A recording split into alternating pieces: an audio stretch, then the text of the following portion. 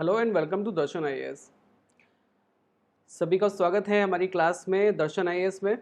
आज की क्लास में हम डिस्कस करने वाले हैं सांख्य दर्शन को, और सांख्य दर्शन से रिलेटेड पिछले 2 वीडियोस में बना चुका हूं, जिसमें हमने बात की थी सांख्य दर्शन के इंट्रोडक्शन की कि सांख्य दर्शन है क्या।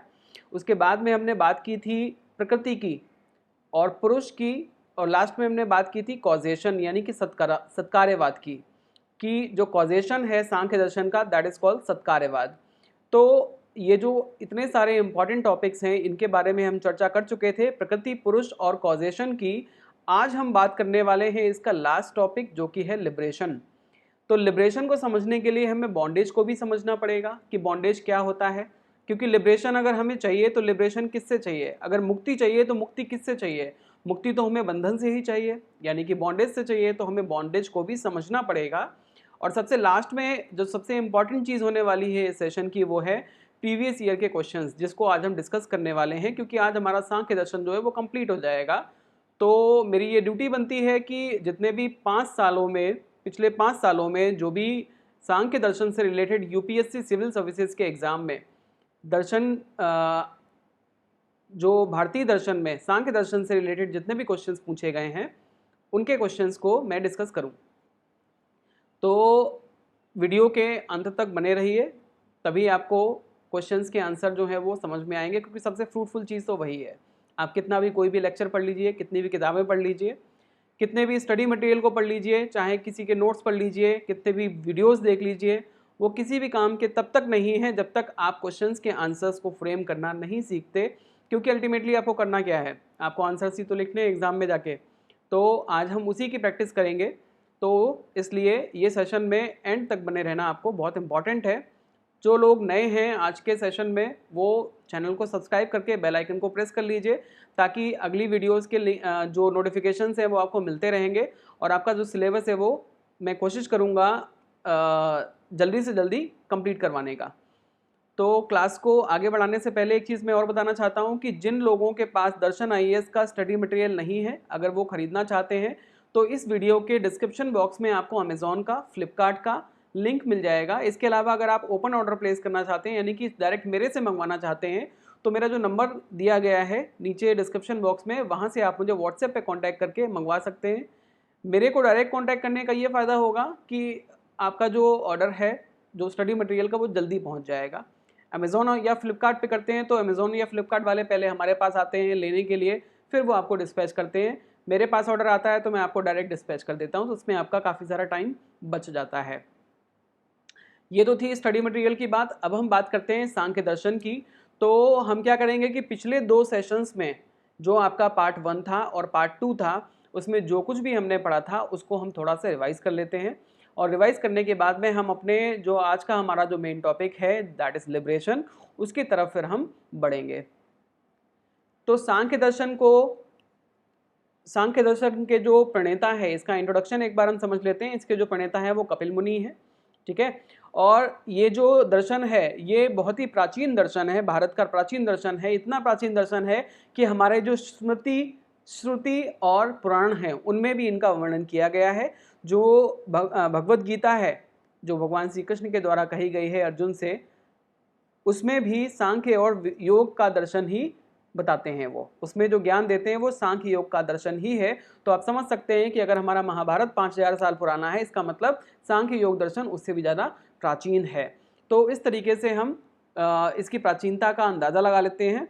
और इसके बाद में अगर हम बात करते हैं सांख्यिकी की, इसको सांख्य क्यों बोलते हैं, क्योंकि इसमें 25 तत्वों की संख्या है जिसको समझ के हम ज्ञान की प्राप्ति करते हैं, इसलिए इसको हम सांख्य बोलते हैं। लेकिन कुछ लोग ये भी कहते हैं कि सांख्य का मतलब होता है परफेक्ट नॉलेज यानी कि सम्यक ज्ञान। तो सम्यक ज्ञान से हमें क्या मिलता है, मोक्ष मिलता है। तो इसलिए भी इस दर्शन को सांख्य दर्शन कहते हैं। इस तरीके से इसका जो नाम है सांख्य उसको जस्टिफाई कुछ लोग करते हैं।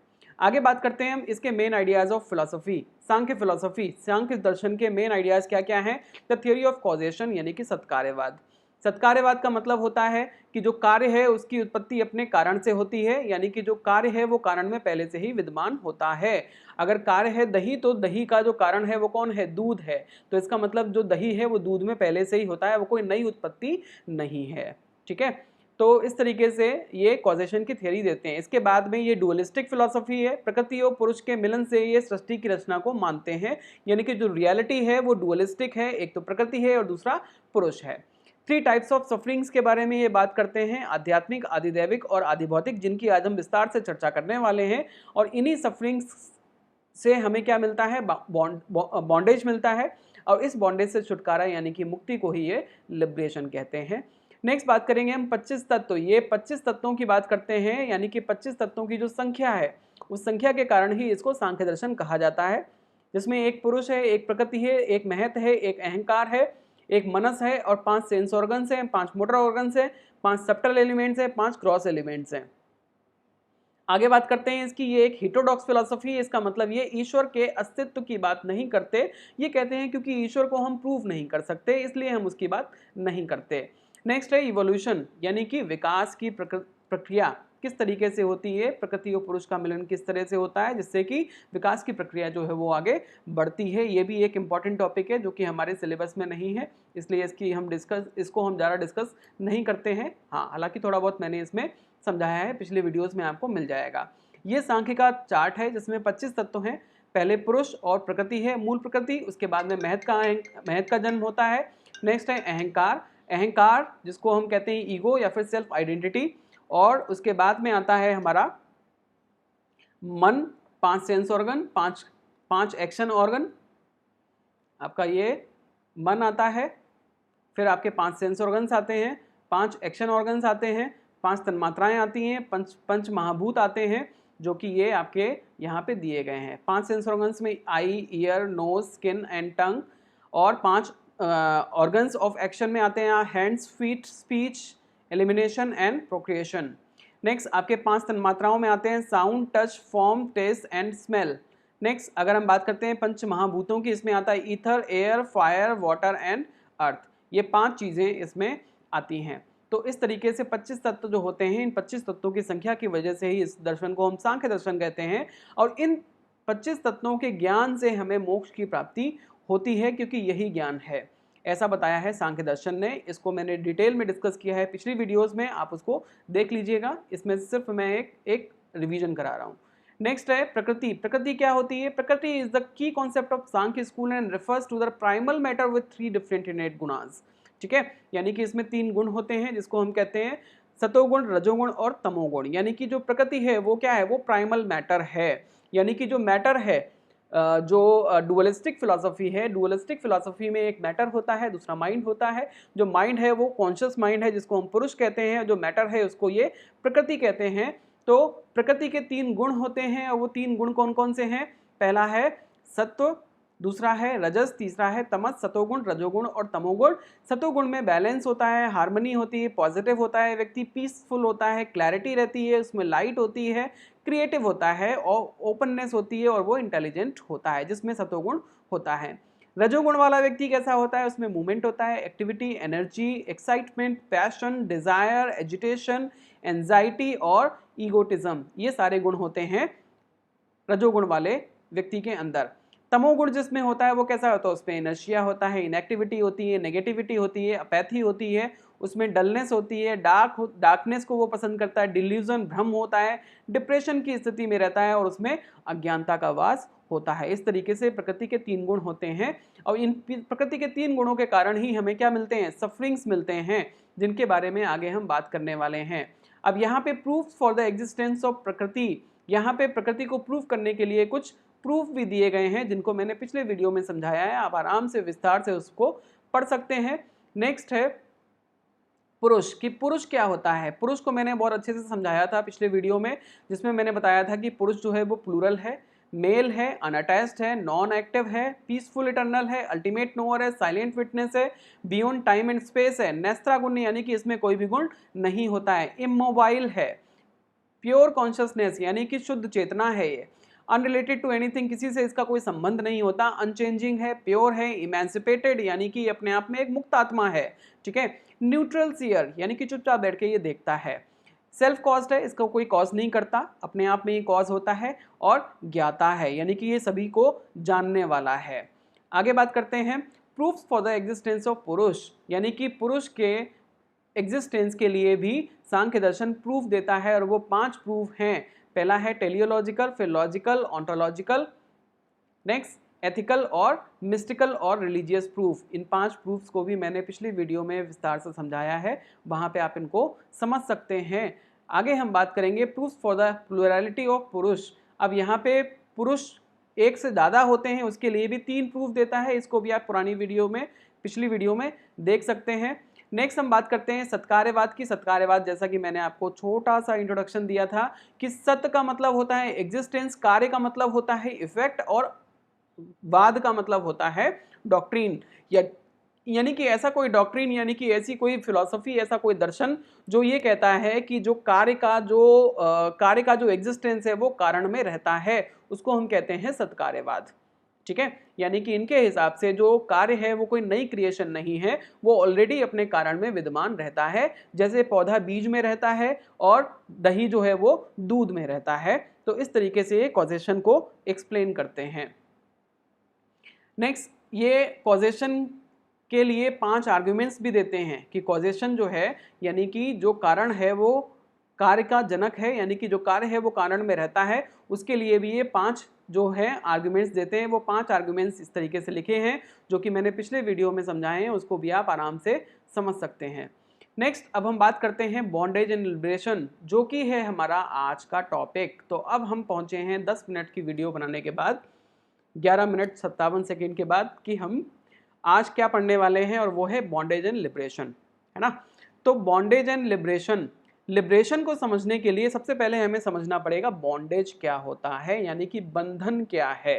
ठीक है, अब जो पुरुष है, अब अगर हम बात करते हैं सांख्य दर्शन की, तो सांख्य दर्शन के अनुसार जो पुरुष है उसका प्रकृति से जब मिलन होता है तब सृष्टि की रचना होती है। और जब सृष्टि की रचना होती है, अगर मैं किसी जीव की रचना की बात करता हूँ, तो जो पुरुष है उसका प्रकृति से मेल हुआ। पुरुष में कोई भी गुण नहीं था, वो कैसा है, वो नैस्रागुण्य है। लेकिन जो प्रकृति है वो कैसी है, वो त्रिगुण त्रयी है, यानी कि उसमें 3 गुण होते हैं, सतोगुण, रजोगुण और तमोगुण। लेकिन जो पुरुष है वो त्रिगुणातीत है। पुरुष त्रिगुणातीत होने के बावजूद कैसा है, वो कैसा है, वो कॉन्शियस है, यानी कि उसके पास चेतना है। पुरुष के पास चेतना नहीं है, जबकि उसके पास 3 गुण हैं, लेकिन फिर भी वो जड़ है। यानी कि पुरुष की तुलना उस ऑडियंस से की गई है जो कि नाचने वाली नर्तकी को देखता है, और प्रकृति की तुलना जो की गई है यहाँ पे, जो उसका कंपेयर किया गया है, वो किसी डांसिंग गर्ल से किया गया है, किसी नर्तकी से किया गया है, जो पुरुष के सामने नाचती है, लेकिन वो इतनी शर्मीली होती है कि एक बार नाचने के बाद, एक बार जो शो खत्म होता है, उसके बाद फिर वो दोबारा उसके पास नहीं आती। ठीक है, तो क्या होता है कि जितना भी इस सृष्टि में खेल चलता है वो किसका है, वो प्रकृति का खेल है। लेकिन उस प्रकृति के खेल को खेलने के लिए, उसको देखने के लिए किसी की जरूरत पड़ती है, और वो कौन है, वो पुरुष है। और वो कौन है, वो न्यूट्रल सीयर है, यानी कि वो चुपचाप बैठ के उसको देखता है और उसको भोगता है। यानी कि वो कौन है, वो भोगता है, भोग करने वाला। और भोग्य कौन है, भोग्य है प्रकृति। ठीक है, तो इस तरीके से क्या होता है कि जब प्रकृति और पुरुष का मिलन होता है, तो पुरुष जो है वो प्रकृति के 3 गुणों में क्या होता है, लिप्त हो जाता है। प्रकृति क्या है, प्रकृति अपने 3 गुणों का ही तो मिश्रण है, यानी कि प्रकृति अपने 3 गुणों से ही सृष्टि की रचना करती है। अब पुरुष का मिलन जब प्रकृति से होगा, तो जो पुरुष है वो अज्ञानतावश क्या करता है, प्रकृति के 3 गुणों को अपने गुण मानने लगता है, और उन 3 गुणों में से कोई एक गुण प्रधान होता है। अगर सतोगुण प्रधान है तो इसका मतलब यह है कि जिस जीव की रचना हुई है वो सात्विक गुण वाला है। ठीक है, अगर किसी में तमोगुण प्रधान है तो वो तामसिक गुण वाला है, किसी में अगर राजसिक गुण प्रधान है तो वो रजोगुण वाला व्यक्ति है। ठीक है, तो इस तरीके से जो पुरुष है उस व्यक्ति का, मान लीजिए अगर मैं अपनी बात करता हूँ, मेरी रचना जब हुई थी तो मेरे पुरुष और प्रकृति के मिलन से हुई थी। तो पुरुष में जब प्रकृति का कोई एक गुण प्रधान था, मान लो अगर राजसिक गुण प्रधान था, तो मेरे अंदर जिस गुण का सबसे ज़्यादा प्रभाव होगा वो कौन सा होगा, वो राजसिक गुण होगा, और मैं एक राजसिक गुण का स्वामी एक व्यक्ति होऊंगा। ठीक है, तो अब क्या है कि क्योंकि जो 3 गुण होते हैं, तो उन 3 गुण के वजह से, कारण से प्रकृति में क्या होता है, प्रकृति में कुछ विकार भी होते हैं, जिसके कारण प्रकृति को क्या होता है, दुख सहना पड़ता है। और वो 3 तरह के दुख होते हैं जिसके बारे में यहाँ पे करते हैं चर्चा सांख्य दर्शन। और वो कौन है, वो 3 गुण कौन कौन से हैं, आध्यात्मिक, आदिदैविक और आदि भौतिक। इस तरीके से 3 गुण जो हैं वो प्रकृति से जुड़े होते हैं, क्योंकि उसके पास 3 गुण होते हैं। लेकिन जो पुरुष है वो भूलवश प्रकृति के दुखों को अपना दुख समझने लगता है, तो वो दुखी हो जाता है। लेकिन जिस दिन पुरुष को ये पता चलता है, क्योंकि जब पुरुष और प्रकृति का मिलन होता है तो सबसे पहले जन्म होता है महत यानी कि बुद्धि का। और बुद्धि के जो गुण हैं वो क्या होते हैं, वो बुद्धि का जो गुण है वो नॉलेज भी है। बुद्धि का जो एक गुण है वो नॉलेज यानी कि ज्ञान भी है, और दूसरा गुण जो है वो अज्ञान भी है।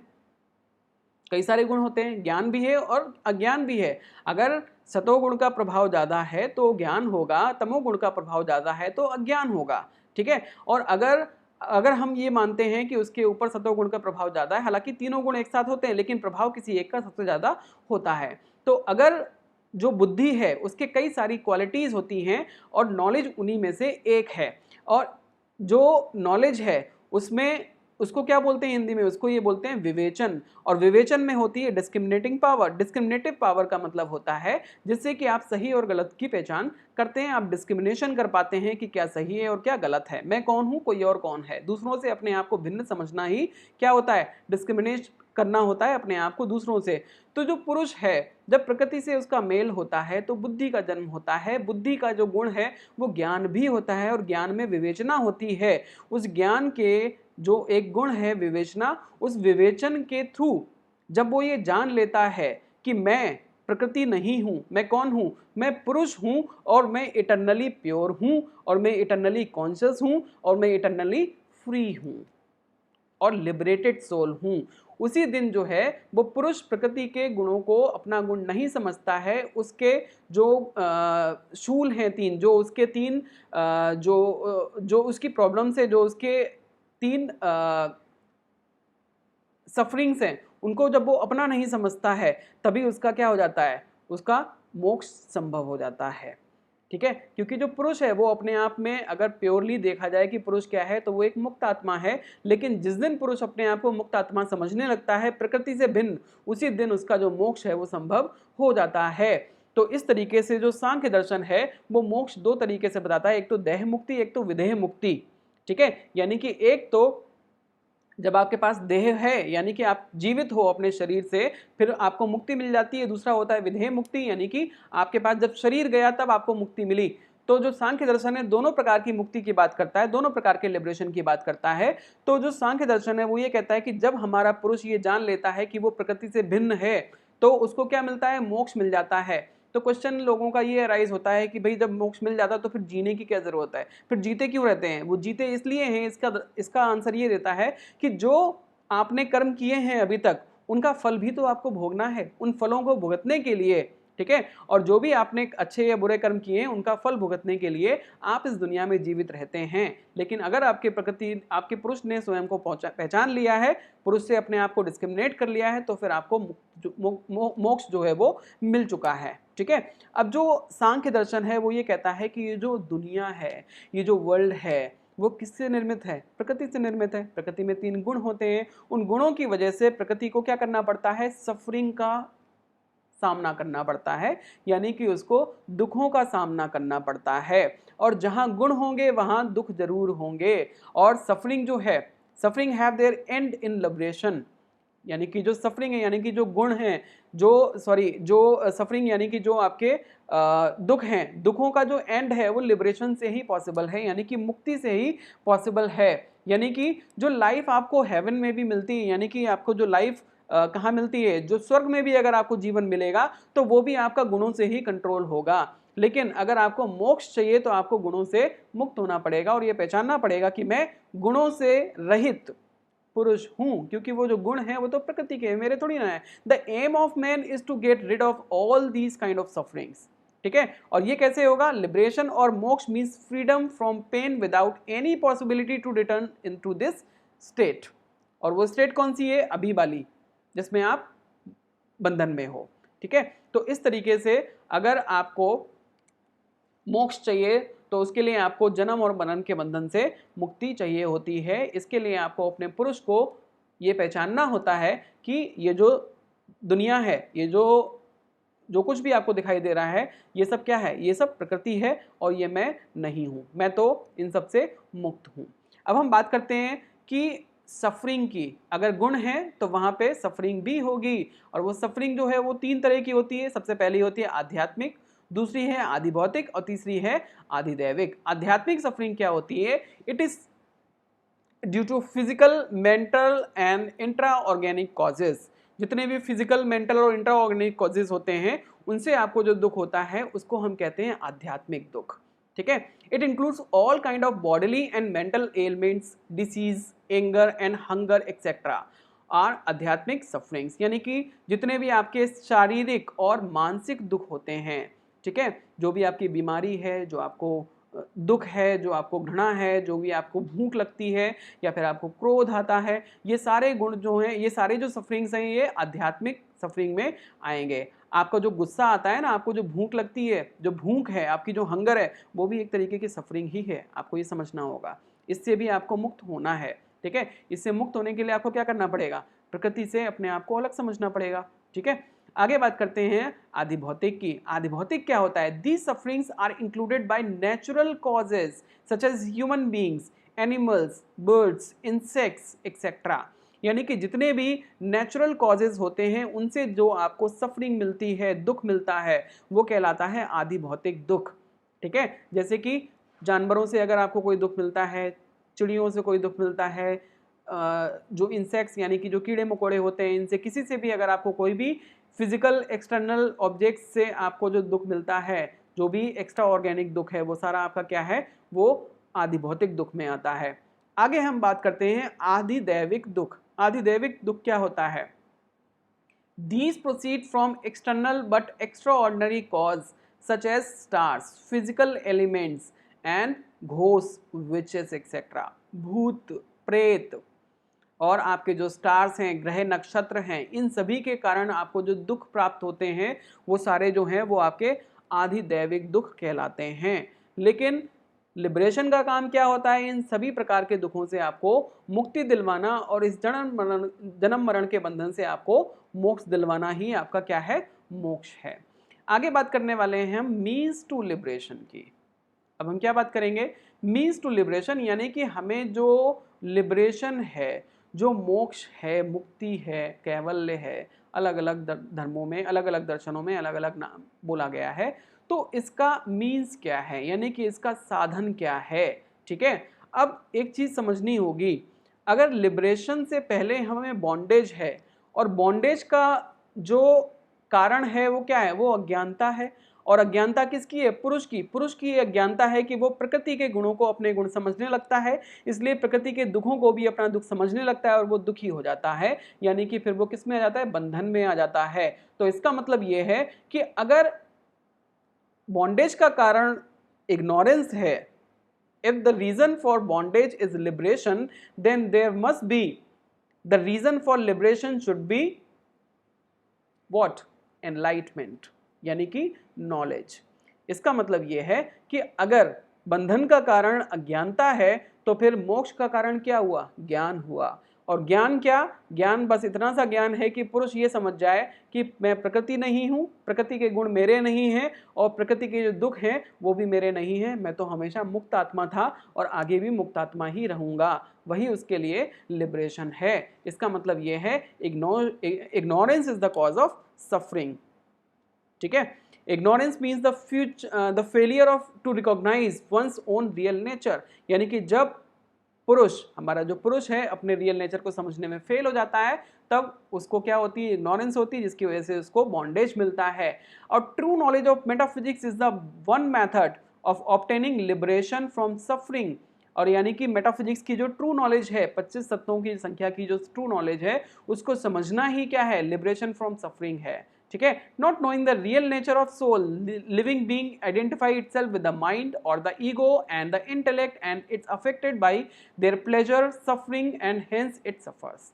जैसा कि मैंने पहले आपको बताया कि जब कोई व्यक्ति जो है, जब कोई जीव है, वो अपने आप को क्या समझने लगता है? वो अपने आप को बुद्धि समझता है, वो अपने आप को अहंकार समझता है, वो अपने आप को क्या समझता है? वो अपने आप को प्रकृति समझता है। तो उसको जो प्लेजर और पेन है किसके? प्रकृति के, वो उनको अपना समझने लगता है, जिसकी वजह से उसको बॉन्डेज होता है। When the jiva recognizes and realizes its real nature, the inner real self, then it ceases to be influenced by the sufferings of the ego intellect of the mind।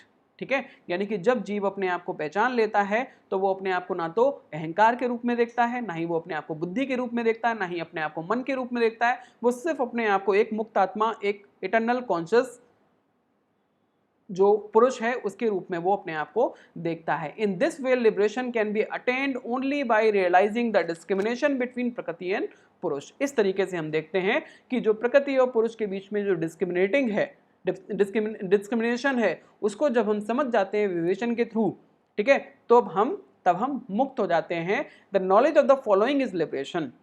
तीन चीजें हैं, उनको अगर हम समझ गए, यानी कि हमारा पुरुष जब समझ जाता है तो वही लिबरेशन है। और वो तीन चीजें क्या हैं? आई एम नॉट सेल्फ, ठीक है, मैं प्रकृति नहीं हूं, मैं नॉट सेल्फ नहीं हूं, बल्कि मैं क्या हूं? मैं सेल्फ ही हूं। मैं क्या हूं अपने आप में? मैं सुपर कॉन्शियस, ठीक है, मैं सुपर कॉन्शियस जो है, मैं सुपर कॉन्शियस एलिमेंट हूं, यानी कि मैं एक चेतन पुरुष हूं, ना कि एक जड़ प्रकृति। ठीक है, नेक्स्ट है नथिंग इज माइंड, मेरा कुछ भी नहीं है, जो कुछ भी है वो प्रकृति का है, जो कुछ भी है वो प्रकृति का है, और प्रकृति से ही वो बना है और प्रकृति में ही वो लीन हो जाएगा।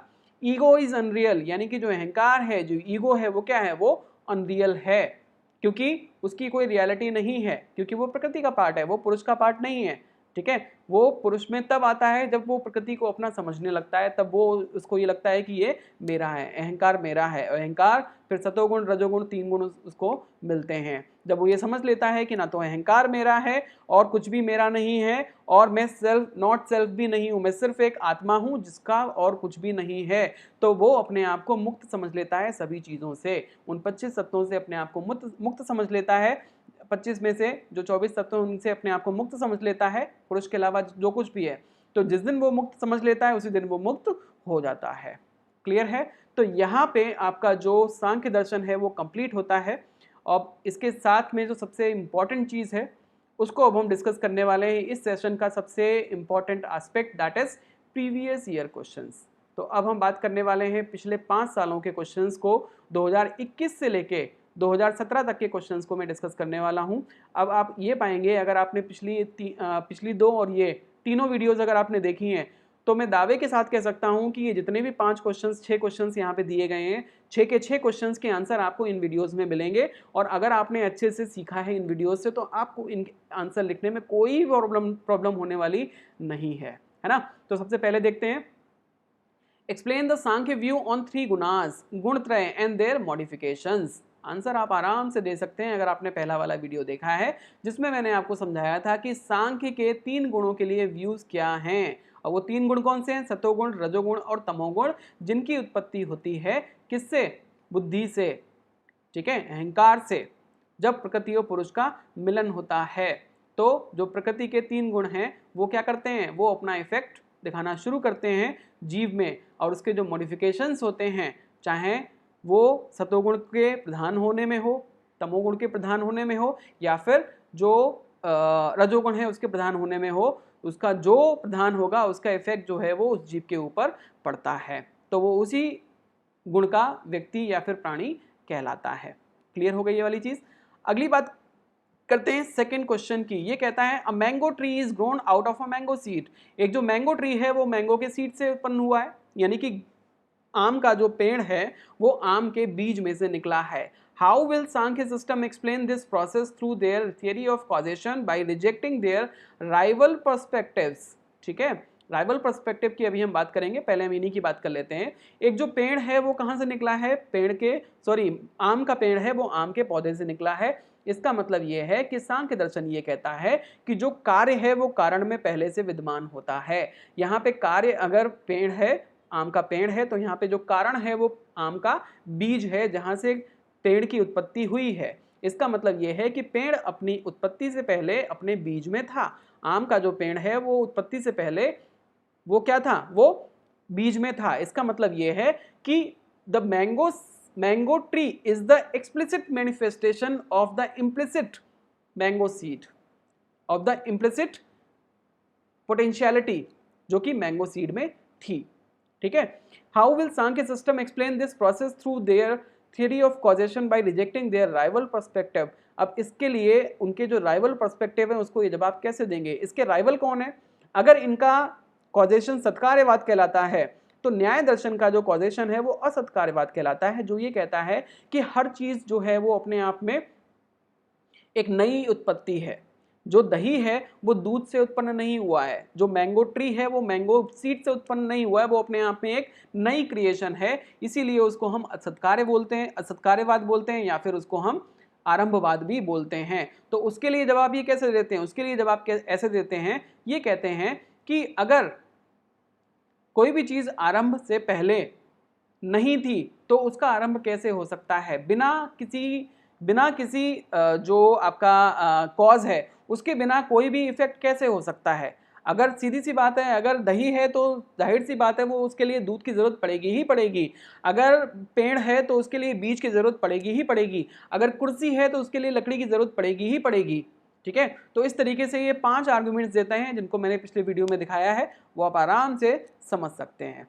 ठीक है। चलिए आगे बात करते हैं हम क्वेश्चन नंबर 3 की। ये 10 नंबर का क्वेश्चन आया है 2019 में। Critically discuss the metaphysical status of जीव एंड पुरुष अकॉर्डिंग टू सांख्य फिलॉसफी। सांख्य दर्शन में जीव या पुरुष का जो स्टेटस है, मेटाफिजिकल स्टेटस है, वो क्या है? वो क्या है मेटाफिजिकल स्टेटस? मैंने आपको समझाया था कि ये क्या है। ये ज्ञाता है, ये इटर्नल कॉन्शियसनेस है, और ये अपने आप में एक मुक्तात्मा है। ये त्रिगुणातीत है, यानी कि तीनों गुणों से ये मुक्त है, और ये इटर्नल कॉन्शियस है, और ये न्यूट्रल सीयर है, यानी कि चुपचाप होके दृष्टा बन के ये देखता है, और ये भोगता है, भोग्य नहीं है, भोगता है। ठीक है। और ये कैसा है? ये चेतन है, ये चेतन पुरुष है, इसके अंदर चेतना होती है, ये जड़ नहीं है। चेतन होने के बाद भी ये कैसा होता है? ये इनएक्टिव होता है, और ये चुपचाप बैठ के प्रकृति के जो बनाए हुए खेल हैं उनको ये देखता है। ठीक है। इस तरीके से जो मेटाफिजिकल स्टेटस जीव और पुरुष का है वो आप एक्सप्लेन कर सकते हैं, जिसको मैंने स्लाइड में बहुत अच्छे से समझाया था। नेक्स्ट है 4 नंबर पे चौथा जो क्वेश्चन है आपका, which Sankhya proof for the existence of Prakriti actually shows that there can be only one Prakriti, justify your answer. 2019 में 15 नंबर का ये क्वेश्चन आया था। इसके लिए आप क्या करोगे? ये आपका होमवर्क है, क्वेश्चन नंबर 4। ठीक है। क्वेश्चन नंबर 4 का आंसर आपको फाइंड आउट करके कमेंट सेक्शन में लिखना है। मुझे भी पता चले कि आप लोग थोड़ा बहुत पढ़ाई भी करते हो। ठीक है। ऐसा नहीं है, क्योंकि देखो मैं जो आपको पढ़ाऊंगा वो आपको समझ में आता है, अच्छी बात है, लेकिन अगर आप उसका रिवीजन नहीं करते हैं, अगर आप खुद से उसको सेल्फ स्टडी नहीं करते हैं, अगर आप अपने नोट्स नहीं बनाते हैं, तो मेरा पढ़ाया हुआ बिल्कुल बेकार जाएगा, किसी काम नहीं आएगा। जब आप एग्जाम देने बैठेंगे तो आपके माइंड से सारा स्किप हो चुका होगा, कुछ भी समझ में नहीं आएगा। आपको क्लास लेते हुए तो बड़ा अच्छा लगेगा, जब मैं आपको पढ़ा रहा हूँ बड़ा अच्छा लगेगा, वाह कितना अच्छा समझ में आ रहा है। लेकिन जब आप एग्जाम में बैठेंगे, आंसर लिखना शुरू करेंगे, तो आपको कुछ भी नहीं आता होगा, क्योंकि आपने प्रैक्टिस ही नहीं की होगी, क्योंकि आपने रिवीजन ही नहीं किया होगा। और प्रैक्टिस और रिवीजन बहुत ज़्यादा ज़रूरी है, बहुत ज़्यादा ज़रूरी है, बहुत ज़्यादा ज़रूरी है। ठीक है। इसलिए ये आपका होमवर्क है, क्वेश्चन नंबर 4। इसका आंसर आप लिख के कॉमेंट सेक्शन में मुझे लिखेंगे, फिर मैं देखता हूँ किस किस ने ये वीडियो देखी है और समझा भी है इससे पहले वाली वीडियोस को, है ना। आगे बात करते हैं, इस पुरुष वन और many explain the Sankhya position in this regard and give arguments in support of your answer. 2018 में 10 नंबर का क्वेश्चन आया था। ये भी मैंने आपको एक स्लाइड में समझाया था कि पुरुष जो है वो एक नहीं है, पुरुष अनेक हैं।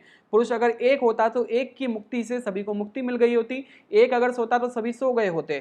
ठीक है। और एक अगर दुख में होता तो बाकी सब भी दुख में होते, एक अगर बंधन में होता तो बाकी सब बंधन में होते। इतने सारे लोग हैं दुनिया में, इसका मतलब बहुत सारे पुरुष हैं।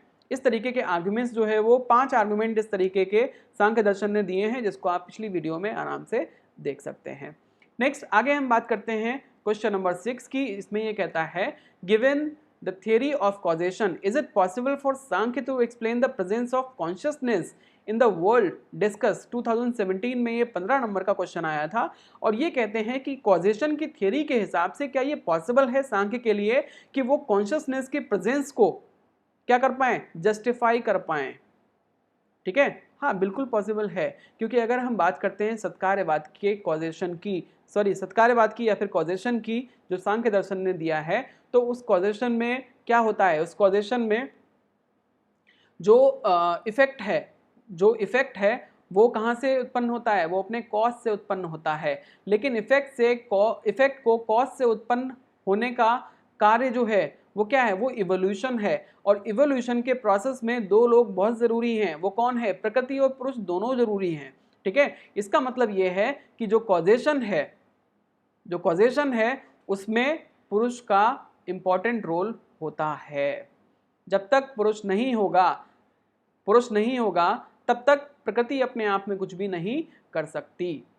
प्रकृति को सृष्टि आगे बढ़ाने के लिए, ठीक है, इवोल्यूशन को आगे बढ़ाने के लिए, कॉजेशन करने के लिए पुरुष की सहायता लेनी ही पड़ती है, क्योंकि वो कौन है, वो दृष्टा है। वो कौन है, वो कॉन्शियस है, वो कॉन्शियसनेस है, वो चेतन है। जड़ अपने आप में कुछ भी नहीं कर सकता जब तक चेतना, जब तक इंटेलिजेंस, जब तक कोई इंटेलिजेंट माइंड उसके पीछे काम नहीं कर रहा हो। ठीक है, तो कॉजेशन के पीछे भी इंटेलिजेंट माइंड काम करता है, जिसको हम कहते हैं पुरुष, और यही इंपॉर्टेंस है पुरुष की कॉजेशन या फिर इवोल्यूशन में। Is it clear? तो इस तरीके से आज हमने प्रीवियस ईयर क्वेश्चंस भी कंप्लीट कर लिए सांख्य दर्शन के। और एक चीज़ मैं आपको और बता दूं, मैं एक बुक लिख रहा हूं जिसमें मैंने ये 2017 से लेके 2021 तक के क्वेश्चंस को सॉल्व किया है, यानी कि सॉल्व पेपर्स हैं वो आपके। और अभी मैं जो वेट कर रहा हूँ 2022 का जो पेपर होने वाला है सितंबर में, वो हो जाए एक बार, तो मैं 2022 के पेपर को भी सॉल्व करने के बाद में उस बुक को जो है वो मैं पब्लिश करवा दूंगा, जो कि आपको मार्केट में मिल जाएगी। ईश्वर ना करे कि आपको अगला अटेम्प्ट देना पड़े, आपका 2022 में ही हो जाए, लेकिन फिर भी जो बच्चे अगले साल की तैयारी कर रहे हैं या फिर जिनका बाई चांस नहीं हो पाता है, तो वो जो हैं उनके लिए वो बुक काफ़ी हेल्पफुल रहेगी, जिसमें आपको सारे जो पिछले साल के 6 साल के क्वेश्चंस हैं 2017 से लेकर 2022 तक के, उन सारे क्वेश्चंस के आंसर आपको लिखे लिखाए मिल जाएंगे। ठीक है, तो जिसने भी चैनल को अभी सब्सक्राइब नहीं किया है कर लीजिए। आपको कैसा लगा ये सेशन, अपना कमेंट जो है वो इस कमेंट बॉक्स में ज़रूर लिखिएगा। आपका जो भी सजेशंस हैं, जो भी क्वेरीज़ हैं, या फिर कोई भी आपके डाउट होते हैं। ठीक है, तो मुझे लगता है आज की क्लास में इतना ही। और अगर आपको स्टडी मटेरियल चाहिए तो इस वीडियो के डिस्क्रिप्शन बॉक्स में आपको अमेज़ॉन का, फ्लिपकार्ट का और मेरा कॉन्टैक्ट नंबर, वहाँ पे लिंक वगैरह सारे दिए रखे हैं, आप कहीं से भी स्टडी मटेरियल को परचेज़ कर सकते हैं। तो आज के लिए इतना काफ़ी है। आज के साथ में हमने सांख्य दर्शन को कंप्लीट कर लिया। जो नेक्स्ट वीडियो आपका होगा वो होगा योग दर्शन का। तो योग दर्शन की वीडियो देखने के लिए जो है आप चैनल को सब्सक्राइब करके बेल आइकन को प्रेस कर लीजिए, तभी जो योग की वीडियो मैं आपको अपलोड करूँगा उसका नोटिफिकेशन आपको मिल जाएगा। ठीक है, चलिए इसी के साथ में thank you so much for joining my class. Have a good day, good luck.